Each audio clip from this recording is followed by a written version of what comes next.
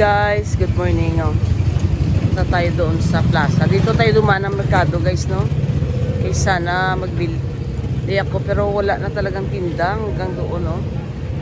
Wala na tinda dito guys. Sa mga ano na lang, no?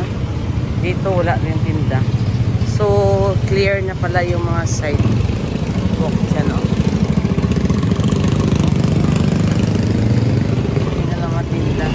Siguro yung nagtitinda baka nandun na sa looban.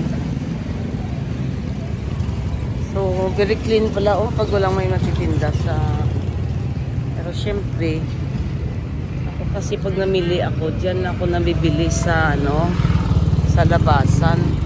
Kasi sa labasan mas mura siya guys, no? Mura yung mga cucumber, mga utan-utan, mas mura siya guys. Wala na, clear na. Mas mura compare nga doon ka sa loob.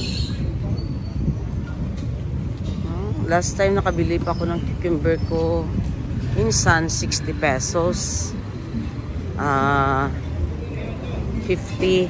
The last time nakabili ako doon sa babae 40 or 30 lang yung kilo ng cucumber ya guys. Buti na lang nakabili ako doon. Meron pa ako doon. Ngayon, sa looban kasi mas mahal. So, tingnan natin mamaya. Papasok tayo doon after natin mag-walking dito sa plaza. No? So, yung mga prutasan nandito na guys. Yan. Meron pa naman na iwan doon. Yung hindi pa nakatransfer. Siguro nire-repair pa yung kayang kalapati. Yan, they're here. No? Hindi pa naka-transfer guys. Yan pala yung pier namin. Yung pier dito sa Ormoc. Ormoc. Soon.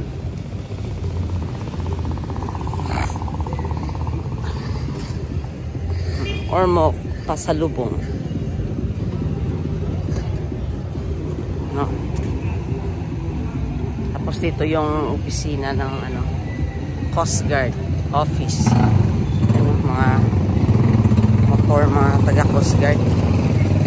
Yan, Philippine Coast Guard. So yung opisina nila. Day of Seeker. Yan yung terminal. Dati may yan dyan. May tawag doon, may takip. Ngayon bukas na lahat para anywhere siguro makapag na sila ng drive nila. Umulan pala dito sa city guys. So ayan pero doon sa amin ang talisik maliit lang. So umulan pala. Yan, welcome to Pier of Ormoc. Soon I'll be leaving.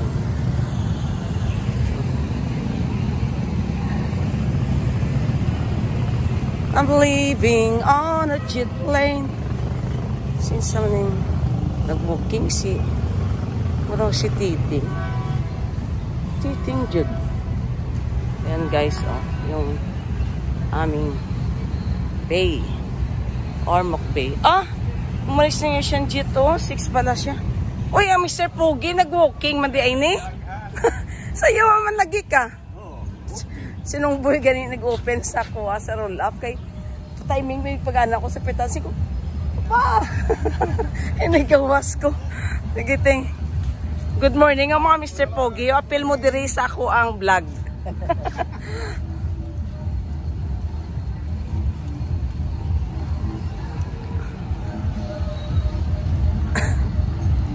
Ayan guys, yun yung palaging na si Titi, ngayon ko lang yan dito nakita, kapatid yun ni Ate Clarissa.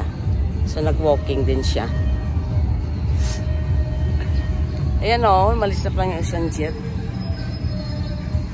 Tapos ayan na naman yung kalapati lumilipad. Ayan. Yan dito. Ayan, dito lang ako guys, kasi doon sa kabila parang nag-music na. So good morning and God bless everyone.